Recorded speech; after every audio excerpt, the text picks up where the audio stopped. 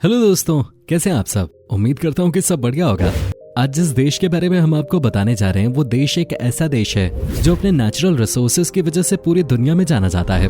एक ऐसा देश जो अपनी नेचुरल ब्यूटी को बचाने के लिए कुछ भी कर सकता है। तेल के उत्पादन के मामले में ये देश अफ्रीका का सबसे बड़ा देश है। यहाँ अफ्रीका की 80% गोरिल्लाओं की आबादी रहती है। इसके अलावा इस देश में ऐसी सैकड़ों ऐतिहासिक गुफाएं हैं जहाँ संतरों के रंग के मगरमच्छ पाए जाते हैं। यहाँ कछुओं की वो आबादी पाई जाती है जिनका वजन 900 किलो तक होता है ना हैरान करने वाली बात। इस देश की प्राकृतिक सुंदरता, संस्कृति और लोग यहाँ की सबसे बड़ी खासियत हैं। दोस्तों, आज हम बात कर रहे हैं अफ्रीकन देश गबोन के। तो चलिए बिना देर किए शुरू करते हैं आज की वीडियो। दोस्तों, वैसे तो अफ्रीका के सारे देश पूरी दुनिया में अपनी संस्कृति और समाज को लेकर पॉपुलर हैं, लेकिन गबोन की बात ही कुछ और है। गबोन सेंट्रल अफ्रीका के पश्चिम में स्थित है, जिसकी सीमाएं पश्चिम में गिनी की खाड़ी, उत्तर पश्चिम में इक्वेटोरियल गिनी, उत्तर में कैमरून और पूर्व और दक्षिण में रिपब्लिक ऑफ कॉन्गो से जुड़ी हुई है। एरिया के लिहाज से गबोन दुनिया का 76वां सबसे बड़ा देश है। इस देश की जनसंख्या 22 लाख से ज्यादा है। गबोन देश की ऑफिशियल भाषा है फ्रेंच। हालांकि 2012 में गबोन की सरकार ने अंग्रेजी को दूसरी ऑफिशियल भाषा बनाने का फैसला किया और तभी से यहाँ इस भाषा का ज्यादा इस्तेमाल होने लगा। यहाँ एक से ज्यादा भाषाएं बोलना आम बात है। बता दें कि गबोन में 45 लोकल लैंग्वेजेस हैं, जिनमें से कई पड़ोसी देशों के साथ साझा की जाती हैं। गबोन ने 7 अगस्त 1960 को फ्रांस से अपनी स्वतंत्रता हासिल की थी। आपको बताएं, फ्रांस ने गबोन को 1910 में अपना उपनिवेश बना लिया था। गबोन तेल उत्पादन के मामले में अफ्रीका का सबसे बड़ा देश है। सिर्फ तेल ही नहीं, नेचुरल रिसोर्सेज के लिहाज से गबोन अफ्रीका का सबसे अमीर देश है। लेकिन यहाँ के लोग फिर भी गरीबी रेखा से काफी ज्यादा नीचे रहते हैं। गबोन देश कच्चे तेल का बड़ा हिस्सा फ्रांस, यूनाइटेड स्टेट्स, ब्राजील और अर्जेंटीना को बेचता है। इन देशों के अलावा जापान भी गबोन देश का सबसे बड़ा बिजनेस पार्टनर है और यही कारण है कि इस देश की इकोनॉमी सबसे ज्यादा एक्सपोर्ट से ही चलती है। गबोन में बाकी अफ्रीकन देशों के मुकाबले सबसे ज्यादा युवा हैं।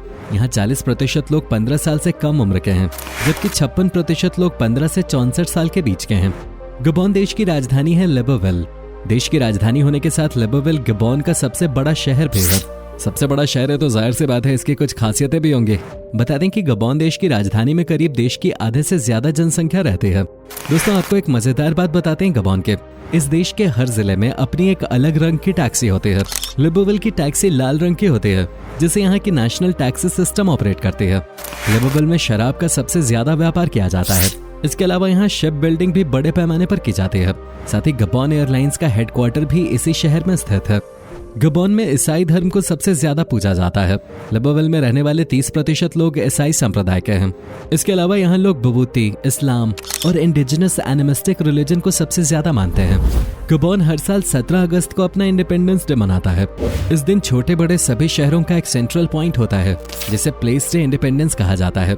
इस दौरान गबोन देश के लोग अपना नेशनल फ्लैग लहराते हैं और नेशनल एंथम के साथ अपनी आजादी का जश्न मनाते हैं। गबोन की राजधानी लिब्रेविल में इस जश्न के दौरान परेड का भी आयोजन किया जाता है।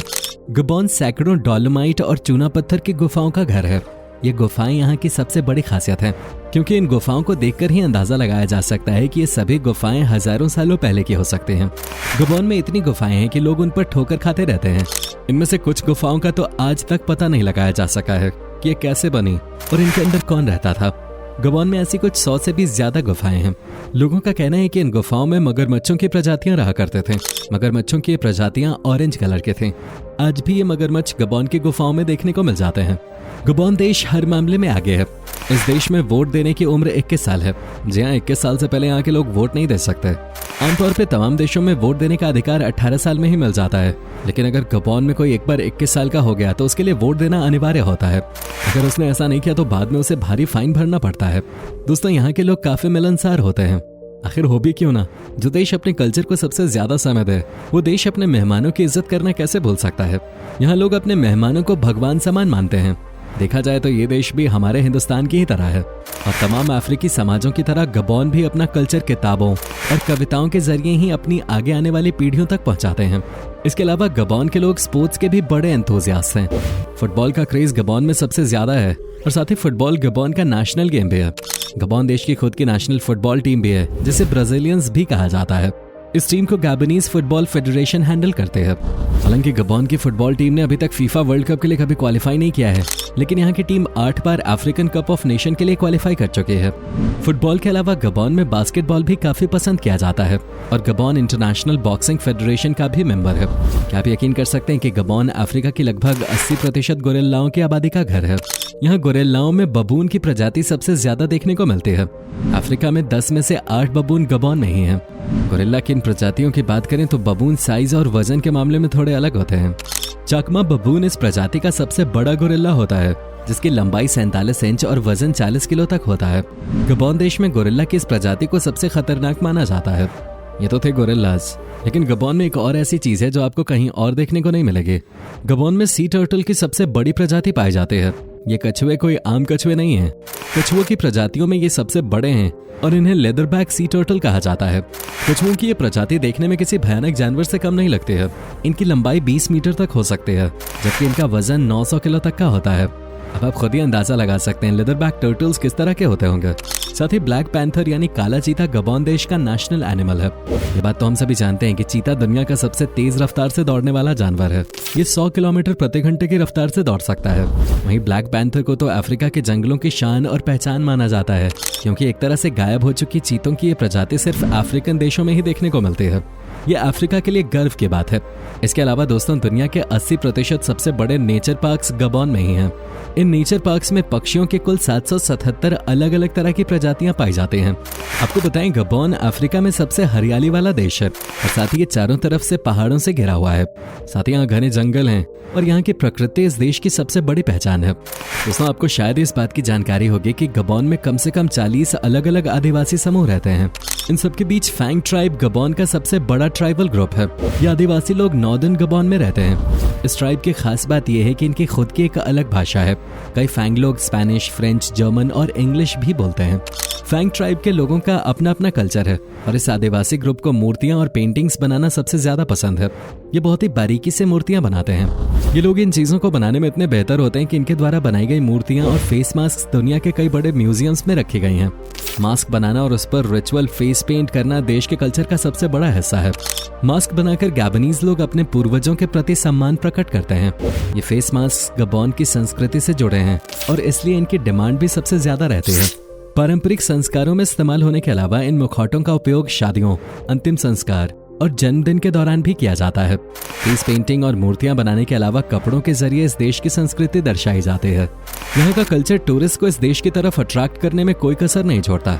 वहीं इस देश की संस्कृति की बात करें तो गबोन देश की संस्कृति फ्रेंच कंट्रोल से काफी प्रभावित है। डांस, संगीत और कविताएं गबोन देश के कल्चर का सबसे बड़ा हिस्सा माने जाते हैं। गैबनीज लोग बहुत ही आध्यात्मिक होते हैं। दरअसल उनकी परंपराएं ज्यादातर पूजा और उसके बाद के जीवन पे ही टिकी होती है। खाने के मामले में चावल और कसावा यहाँ सबसे पॉपुलर हैं। ये दोनों चीजें आपको यहाँ हर जगह खाने को मिल जाएंगे। इसके अलावा सी फूड भी गबोन में काफी पॉपुलर है। हालांकि इस देश में खुद की कोई डिश नहीं है। यहाँ लोकल कैफेज और रेस्टोरेंट्स चावल और सी फूड के अलावा सेनेगल, कॉन्गो और कैमरून देश के डिशेस सबसे ज्यादा सर्व करते हैं। दोस्तों, गबोन से जुड़ी एक बात ऐसी भी है जो शायद आपको थोड़ी अजीब लग सकती है।